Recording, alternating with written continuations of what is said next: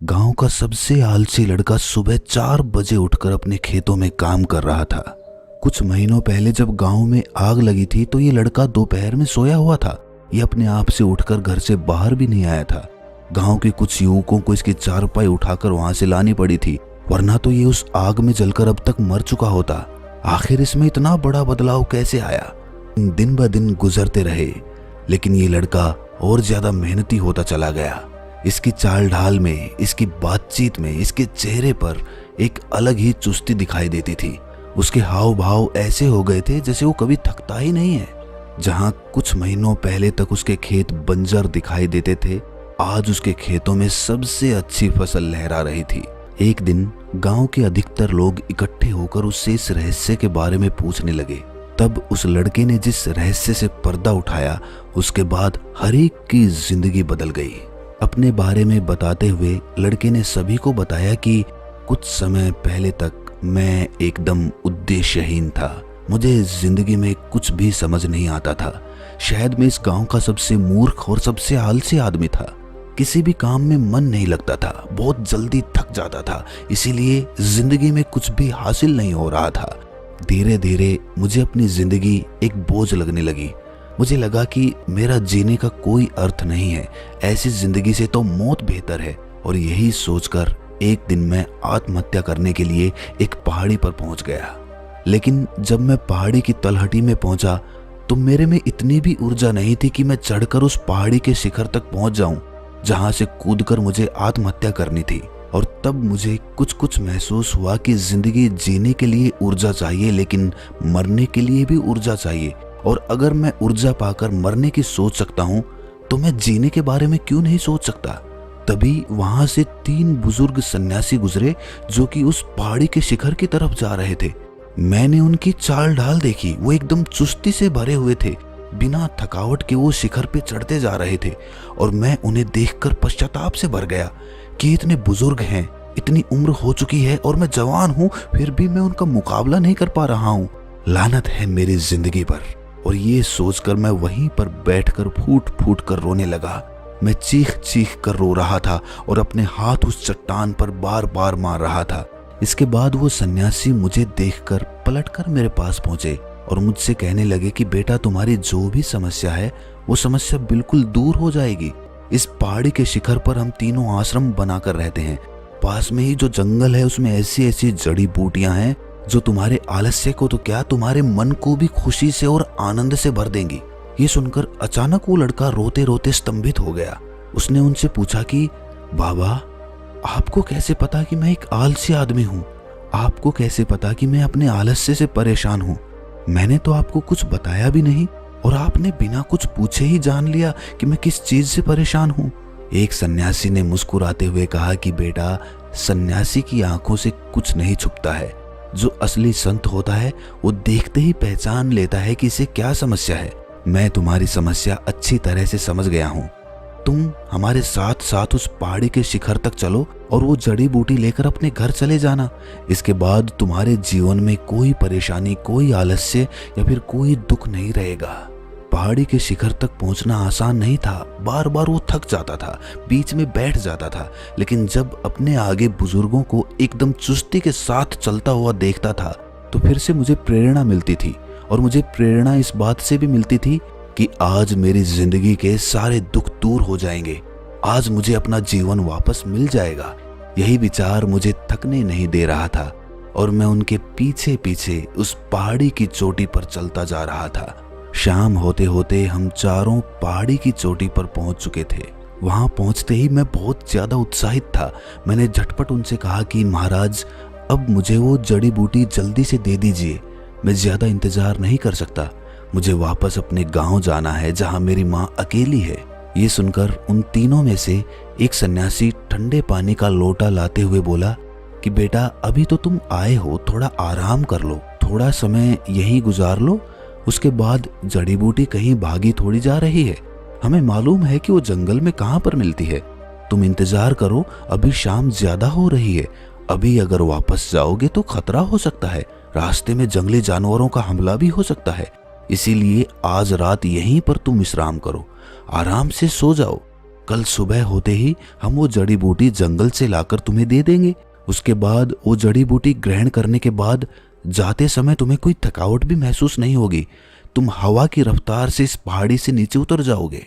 युवक ने गांव के लोगों को बताते हुए कहा कि मैंने भी सोचा कि एक रात की बात है, इतने दिन यूं ही गुजार लिए, एक रात इस पहाड़ी की चोटी पर गुजार लेता हूँ। वैसे भी रात हो चुकी थी और सुबह होते ही मैंने वो जड़ी बूटी लेकर वापस आने का निश्चय कर लिया था। मैं उन तीनों सन्यासियों के साथ उस पहाड़ी की चोटी पर खुले आसमान के नीचे लेटा हुआ था। आसमान में तारे टिमटिमा रहे थे, पूरा चांद दिखाई दे रहा था जिसकी चांदनी में वो पूरा जंगल नहा रहा था। लेटे लेटे ही एक सन्यासी ने मुझसे पूछा कि बेटा, तुम अपने जीवन में क्या करना चाहते हो? अगर जड़ी बूटी से तुम्हारा आलस्य दूर हो जाता है, तुम्हें ताकत मिल जाती है, दोबारा से जीवन का एक नया संचार तुम्हारे अंदर पैदा होता है, तो तुम अपने जीवन में क्या करोगे? ये सवाल सुनकर मैं सोच में पड़ गया, क्योंकि मैंने खुद नहीं सोचा था कि मुझे जीवन में करना क्या है।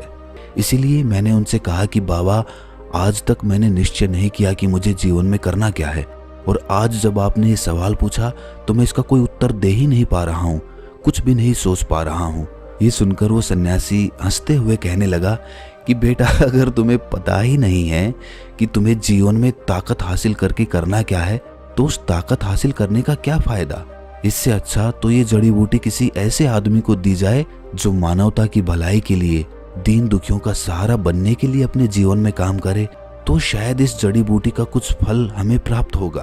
ताकत हासिल करके भी कुछ नहीं करोगे तो फिर हम तुम्हें ये जड़ी बूटी क्यों दें?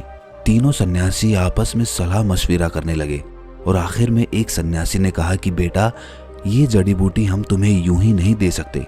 तुम अपने गांव सुबह होते ही वापस लौट जाओ और किसी ऐसे युवा को लेकर आओ जो कुछ जीवन में करना चाहता हो। ये सुनते ही मुझे एक धक्का सा लगा। मुझे एहसास हुआ कि मेरे साथ बहुत बड़ा छल हो गया है। अगर इन्हें जड़ी बूटी देनी ही नहीं थी तो ये मुझे इस पहाड़ी के शिखर तक क्यों लेकर आए? मैं इतना थक गया हूँ, इतनी मेहनत की मैंने चढ़ने में, और मेरे साथ इतना बड़ा धोखा कर दिया। लेकिन वो लड़का उन सन्यासियों से कुछ ना बोला। सुबह होते ही वो उन सन्यासियों से आशीर्वाद लेकर उस पहाड़ी से नीचे उतरने लगा और गांव में पहुंचकर एक लड़के को अपने साथ लेकर उस पहाड़ी के शिखर पर अगले दिन दोबारा से पहुंच गया। और इस बार जिस मित्र को अपने साथ वो लेकर गया था, उसे उसने रास्ते में ही समझा दिया था कि तुम्हें उन सन्यासियों से क्या कहना है, जिसके बाद वो हमें जड़ी बूटी वापस मिलेगी। शाम होते होते वो पहाड़ी के शिखर पर पहुंच चुके थे। पहाड़ी के शिखर पर पहुंचते ही तीनों सन्यासी उस युवा को देखकर मुस्कुराने लगे।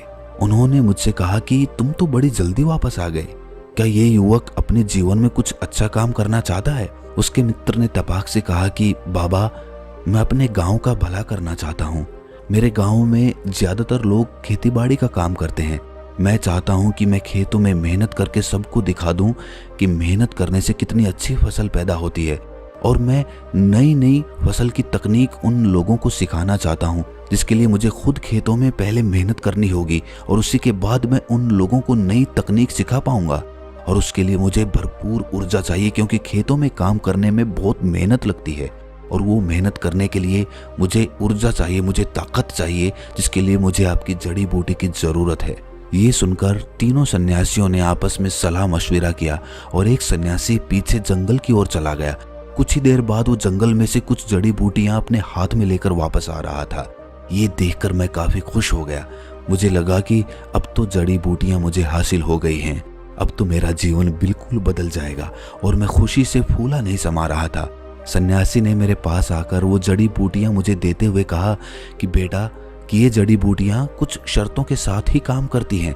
अगर उन शर्तों का पालन तुमने नहीं किया तो ये जड़ी बूटियां तुम्हें फायदा पहुंचाने की बजाय तुम्हें नुकसान पहुंचा देंगी, तुम्हारे जीवन को बर्बाद कर देंगी।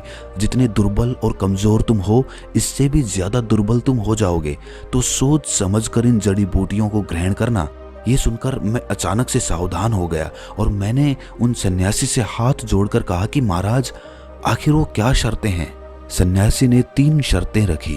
पहली शर्त ये थी कि तुम्हारे जीवन का लक्ष्य एकदम स्पष्ट होना चाहिए। स्पष्ट लक्ष्य होने के साथ साथ अगर तुमने कभी भी अपना लक्ष्य बदला, अपने मन को अपने लक्ष्य से दूर हटाकर किसी और काम में लगा दिया, तो ये जड़ी बूटियां कुछ काम नहीं करेंगी। इसीलिए सोच समझकर अपने लक्ष्य को चुनना, क्योंकि एक बार अगर तुमने लक्ष्य चुन लिया तो उस लक्ष्य से तुम पीछे नहीं हट सकते। दूसरी शर्त यह है कि अपने लक्ष्य को हासिल करने के लिए तुम्हें रोज अपने छोटे लक्ष्य तय करने होंगे। अपने बड़े लक्ष्य को हासिल करने के लिए तुम्हें हर दिन अपने छोटे लक्ष्य हासिल करने होंगे और इसके लिए तुम्हें हर रोज सुबह 4 बजे उठना होगा। क्या तुम ये कर पाओगे? मेरे लिए तो ये कर पाना असंभव सा प्रतीत हो रहा था, लेकिन तभी मुझे ख्याल आया कि जड़ी बूटियां मुझे ताकत देंगी और इन जड़ी बूटियों की ताकत से मैं अपने आप 4 बजे उठ जाया करूंगा। ये सवाल मैंने उन्हीं सन्यासी से पूछा कि महाराज, अगर जड़ी बूटियों में ताकत है तो वो मुझे 4 बजे अपने आप उठा देंगी, ऐसा तो संभव हो सकता है ना? उस बाबा ने मुस्कुराते हुए कहा कि हाँ, जड़ी बूटियां तुम्हारे जीवन में बहुत बड़ा बदलाव लेकर आएंगी। तुम्हें इससे जीवन रस प्राप्त होगा, लेकिन उसके लिए तुम्हारा मन पूरा दृढ़ निश्चय के साथ आगे बढ़ना चाहिए। तीसरी शर्त यह है कि जब भी तुम सोने के लिए अपने बिस्तर पर जाओ तो पूरे दिन को सोचो कि क्या आज तुम अपने लक्ष्य के करीब पहुंच पाए, क्या तुमने आज का जो लक्ष्य था वो पूरा किया। और अगर तुम ये सवाल नहीं करते हो तो सुबह उठने के बाद ये जड़ी बूटी कोई काम नहीं करेगी। दोबारा से तुम्हारा वही थका थका और पकाऊ जीवन शुरू हो जाएगा। ये 3 शर्त अगर तुम मान लेते हो तो ही ये जड़ी बूटी मैं तुम्हें दे सकता हूँ, वरना तो ये जड़ी बूटी तुम्हारे लिए जहर हो जाएगी। मैंने और मेरे मित्र ने हाथ जोड़कर उस सन्यासी से कहा कि महाराज, हम किसी भी हालात में इन 3 शर्तों का पालन अवश्य करेंगे। इसके बाद उस सन्यासी ने कुछ मंत्र पढ़कर वो जड़ी बूटी मुझे थमा दी और इसके बाद हम उस पहाड़ी से वापस लौट आए। ये रहस्य सुनकर सभी गांव वाले बड़े उत्तेजित हो गए। उन्होंने कहा कि क्या ये उसी जड़ी बूटी का कमाल है कि तुम इतने ऊर्जावान रह पाते हो? हमें भी वो जड़ी बूटी चाहिए। कृपया करके हमें भी बताओ कि वो सन्यासी किस पहाड़ी के शिखर पर रहते हैं। ये सुनकर वो युवक जोर जोर से हंसने लगा। ये देखकर सभी गांव वाले आश्चर्यचकित हो गए कि आखिर ये हंस क्यों रहा है।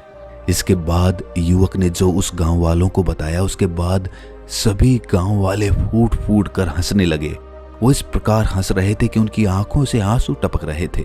युवक ने उनको बताया कि 1 महीने तक मैंने तीनों शर्तों का पालन किया, उस जड़ी बूटी को ग्रहण करता रहा और मुझे एहसास हुआ कि वो जड़ी बूटियां मुझे बहुत ताकत दे रही हैं। और 1 महीने बाद मैं उन सन्यासियों को धन्यवाद कहने के लिए दोबारा से उस चोटी के शिखर पर पहुंचा और उन्हें हाथ जोड़कर कहा कि महाराज, आपने मेरा जीवन बदल दिया। मुझे उन जड़ी बूटियों से बहुत ताकत मिली। पहले दिन तो सुबह उठना मेरे लिए कष्टकारी था, लेकिन बावजूद इसके मैं सुबह उठा, मैंने अपना लक्ष्य चुना और उस लक्ष्य पर पूरे दिन काम किया और रात में सोते समय अपने आप से पूछा कि क्या मैंने अपना वो लक्ष्य पूरा कर लिया। कुछ दिनों तक मुझे ये प्रक्रिया करने में बड़ी कठिनाई महसूस हुई, लेकिन धीरे धीरे उन जड़ी बूटियों की ताकत मेरी नसों में फैलने लगी और धीरे धीरे मुझे एहसास हुआ कि अब मुझे सुबह उठने के लिए कोई प्रयास नहीं करना पड़ रहा है। मैं अपने आप सुबह उठ जाता था, मेरी आंख अपने आप ब्रह्म मुहूर्त में खुल जाती थी और इसीलिए मैं आपको धन्यवाद करने के लिए आया हूँ। ये सुनकर वो तीनों सन्यासी जोर जोर से हंसने लगे। उन्होंने कहा कि बेटा, हमने तुम्हें कोई ऐसी जड़ी बूटी नहीं दी थी जिनमें कोई विशेष ताकत हो। वो तो जंगल की साधारण सी पत्तियां थी, उनमें कोई खास या विशेष ताकत नहीं है। वो ताकत तुम्हारे अंदर है, तुम्हारे लक्ष्य में वो ताकत है जो तुम्हें अपनी ओर खींचता है, जो तुम्हें मेहनत करने के लिए मजबूर करता है। इसीलिए जब दृढ़ निश्चय होता है, जब मन मजबूत होता है, तो तुम्हें किसी जड़ी बूटी की, किसी औषधि की या किसी प्रेरणा की कोई आवश्यकता नहीं रहती है। अगर हम तुम्हें शुरुआत में ही ये सारी बातें बताते तो तुम विश्वास ही नहीं करते। इसीलिए तुम्हारे अवचेतन मन को विश्वास दिलाने के लिए हमने तुम्हें वो जड़ी बूटी दी थी। उस जड़ी बूटी का कोई खास उपयोग है ही नहीं, वो सिर्फ तुम्हारे अवचेतन मन में एक लक्ष्य बिठाने के लिए थी। और एक बार जब वो बात तुम्हारे अवचेतन मन में प्रविष्ट हो गई तो तुम्हारे अवचेतन मन ने अपने आप तुम्हें ऊर्जा प्रदान करनी शुरू कर दी। उसके बाद तुम्हारा अवचेतन मन ही तुम्हारे लिए जड़ी बूटी बन गया था। आज तक तुमने अपने अवचेतन मन की शक्तियां जानी ही नहीं, क्योंकि अवचेतन मन को समझाना इतना आसान नहीं होता है। अवचेतन मन को समझाने के लिए उसे बेवकूफ बनाना पड़ता है। तुम हम पर विश्वास कर रहे थे, इसीलिए तुम्हें इस जड़ी बूटी की बात पर भी पूरा भरोसा हो गया था और इसीलिए उस जड़ी बूटी के माध्यम से वो बात तुम्हारे अवचेतन मन में प्रवेश कर गई और उसके बाद अपने आप चमत्कार घटित होने शुरू हो गए। इसमें ना तो हमारा कोई चमत्कार है, ना ही उस जड़ी बूटी का कोई चमत्कार है। चमत्कार है तो तुम्हारे अवचेतन मन का। अपने अवचेतन मन को धन्यवाद करो, उसे समझो। उसके बाद जीवन में बड़े से बड़ा लक्ष्य हासिल करना सिर्फ चुटकियों का खेल होगा। ये सुनकर सभी गांव वाले जोर जोर से ठाके लगाकर हंसने लगे। सबने कहा कि भाई बेवकूफ बनाओ तो ऐसा बनाओ जिससे कि जीवन ही बदल जाए। तो दोस्तों, कैसी लगी ये कहानी आपको कमेंट सेक्शन में ज़रूर बताना, और अच्छी लगी हो तो इस चैनल को सब्सक्राइब करके नोटिफिकेशन बेल को ज़रूर प्रेस कर देना। तो मिलते हैं अगली कहानी में, तब तक के लिए अपना ख्याल